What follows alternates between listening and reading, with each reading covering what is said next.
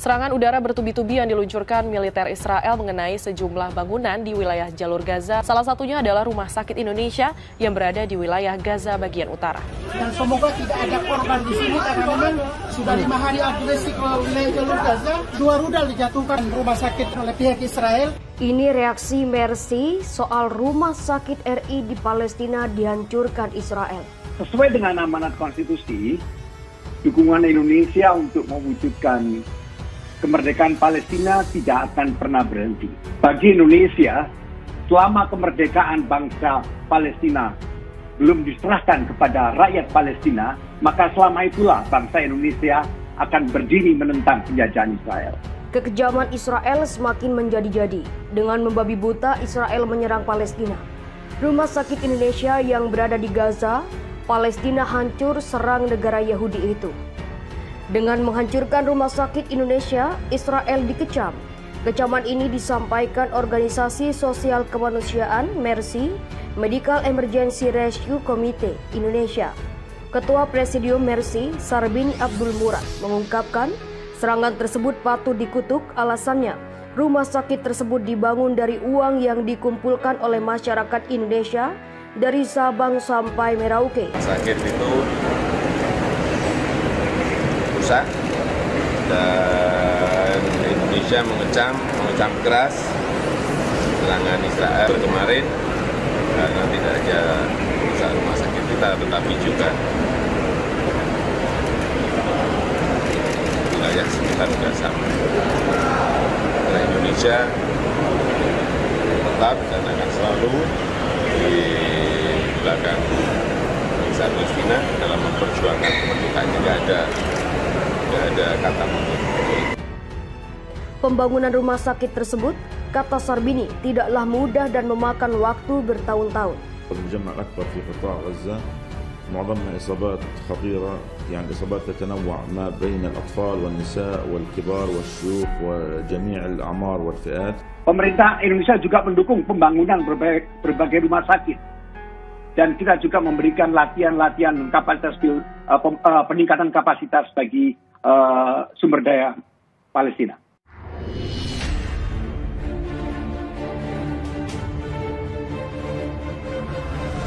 Tadi malam kita juga mendapat informasi yang mengenaskan, di mana salah satu ruangan Rumah Sakit Indonesia mengalami kerusakan akibat getaran yang dilakukan Israel, dan saya menyatakan bahwa aksi ini adalah aksi yang patut dikutuk, kata Sarbini saat di konferensi pers yang ditayangkan di kanal YouTube Mercy Indonesia beberapa waktu lalu.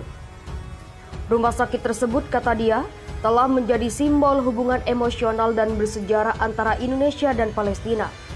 Berdirinya rumah sakit tersebut, kata Sarbini, merupakan bentuk hubungan yang mesra antara rakyat Indonesia dan rakyat Palestina. Oleh sebab itu wajar jika Indonesia sangat terluka dengan peristiwa ini. Dan kami minta kepada pemerintah, terutama Kementerian Luar Negeri, untuk memastikan agar aksi-aksi ini tidak berkelanjutan, kata Sarbini. Berdasarkan informasi yang dihimpun, rumah sakit tersebut berada di Bait Lahiza, Gaza Utara, Palestina. Rumah sakit tersebut mulai beroperasi pada 27 Desember 2015.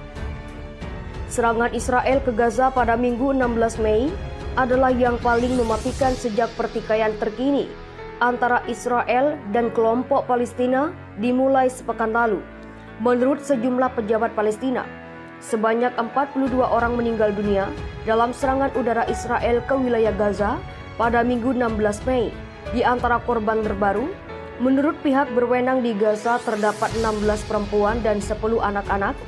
Dengan demikian, berdasarkan kata Kementerian Kesehatan Gaza yang dikuasai Hamas sejak konflik pecah pada Senin pekan lalu 10 Mei, setidaknya 188 warga terbunuh di Gaza, di antaranya mencakup 55 anak-anak dan 33 perempuan, serta 1.230 orang luka. Di pihak Israel, sebagaimana dikatakan pejabat setempat, 10 orang termasuk 2 anak-anak meninggal dunia akibat serangan roket Hamas di Israel. Jumlah korban diperkirakan terus bertambah, mengingat Israel dan kelompok Palestina terus menggencarkan serangan. Pada Senin 17 Mei dini hari waktu setempat, Pesawat-pesawat tempur Israel meluncurkan 80 serangan udara ke beberapa daerah di Gaza sesaat setelah kelompok Hamas menembakkan rentetan roket ke kawasan selatan Israel. Sementara itu, Dewan Keamanan PBB mengadakan pertemuan pada Minggu 16 Mei untuk membahas eskalasi kekerasan antara Israel dengan Hamas di Gaza. Sekjen PBB Antonio Guterres membuka sidang dengan menyebut kekerasan itu benar-benar mengerikan dan menegaskan pertempuran harus diakhiri sekarang juga. Sidang dibuka beberapa jam setelah militer Israel mengatakan telah mengebom rumah pemimpin politik kelompok Hamas dalam gelombang serangan udara di jalur Gaza pada Minggu 16 Mei pagi. Mereka merilis video bom yang meledak yang dikatakan telah menghantam rumah Yehia Sinwar, pemimpin kelompok itu di wilayah tersebut. Sebelumnya, Perdana Menteri Israel Benjamin Netanyahu berikrar untuk terus membalas dengan kuat terhadap serangan roket saat pertikaian melawan Palestina di Gaza memasuki hari ke-7. Sementara itu, kelompok Palestina Hamas menembakkan roket ke arah Tel Aviv, menyebabkan orang-orang di sana melarikan diri ke tempat perlindungan. Komunitas internasional telah menyerukan diakhirinya konflik yang meningkat. Konflik antara Israel dan Palestina yang sudah lama berlangsung telah mengganggu ketentraman negeri Palestina. Operasi militer yang dirancang selalu digalakkan untuk merebut Palestina. Sasaran kali ini adalah tepi barat Palestina. Kalau Anda bayangkan tentara Israel yang tampak sangar, gagal. Militer Indonesia ternyata pernah memukul mundur militer Israel.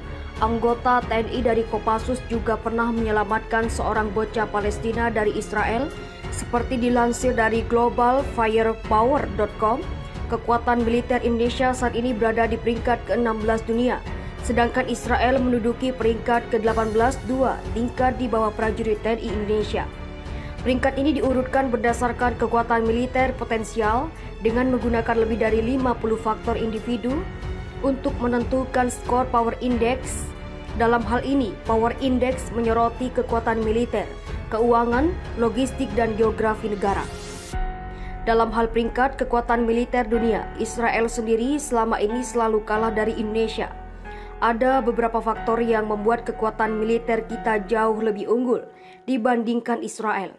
Pertama, karena Indonesia adalah negara besar dengan populasi penduduknya mencapai 260.580.739 jiwa.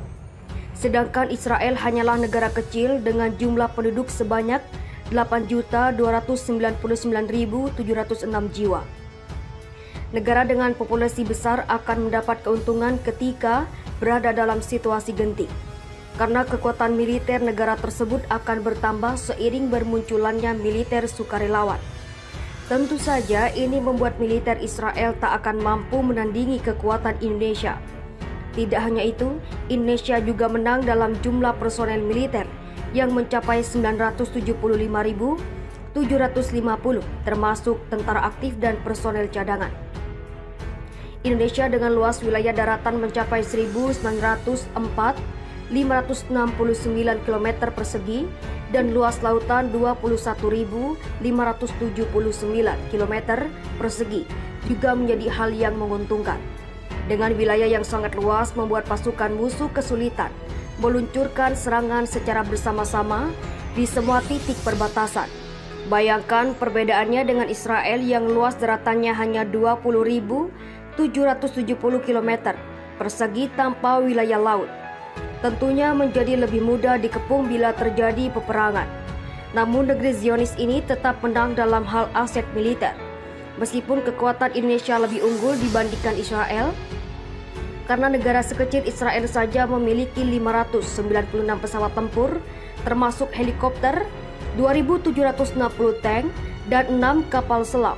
Sementara Indonesia hanya memiliki punya 478 unit pesawat tempur militer, termasuk helikopter dan 418 tank, serta 3 kapal selam.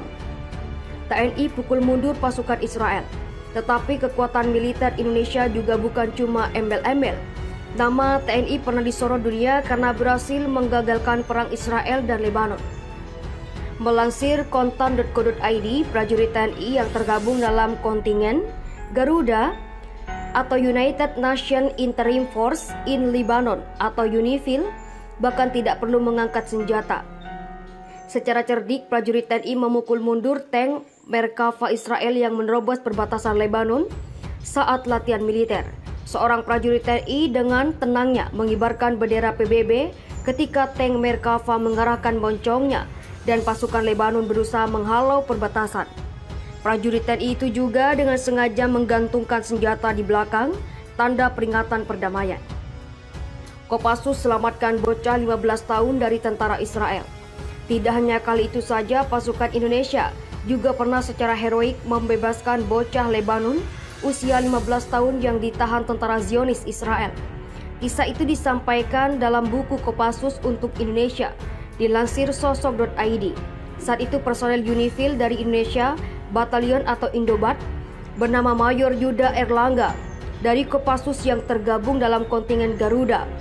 Mayor Yuda dalam tugasnya pernah melakukan diplomasi dengan militer Israel yang menangkap bocah 15 tahun.